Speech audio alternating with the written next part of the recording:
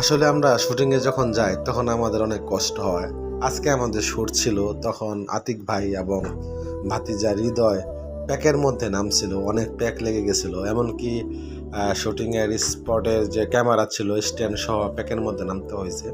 তারপর সেই প্যাকগুলা ধুইতেছিল। আসলে অনেক কষ্ট করতে হয়, ইসলামিক গল্পগুলা তুলতে গেলে অনেক ক্ষেত্রে অনেক কাজ করতে হয়, কষ্ট করতে হয়। আমি বলবো আপনারা ভিডিওগুলো দেখবেন, সকলে ইসলামিক পেজ, ইসলামিক ভিডিও সকলে শেয়ার করে দেবেন। আমরা অনেক কষ্ট করতেছি ভাই, ইনশাআল্লাহ।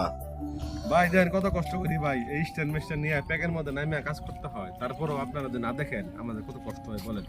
আমরা জীবন যৌবন সবকিছু দিয়ে দিচ্ছি, বিলিয়ে দিচ্ছি আপনাদের জন্য, আপনাদের ভালোবাসার জন্য, কিছু সামাজিক কিছু মেসেজ দেওয়ার জন্য। কিন্তু আপনারা কি করতেছেন? আমাদের ভিডিওগুলো দেখেন না। আপনারা দেখেন নাচ গান, আপনারা দেখেন কাপল ব্লগ, আপনারা ইসলামিক ভিডিও দেখতে চান না। আমি বলবো, আপনাদেরকে বলতে চাই একটি কথাই, যে ইসলামিক ভিডিও যারা বানায় তাদেরকে অবশ্যই সাপোর্ট করবেন। ইসলামিক কন্টেন্ট যারা বানায় তাদেরকে অবশ্যই সাপোর্ট করবেন ইনশাআল্লাহ।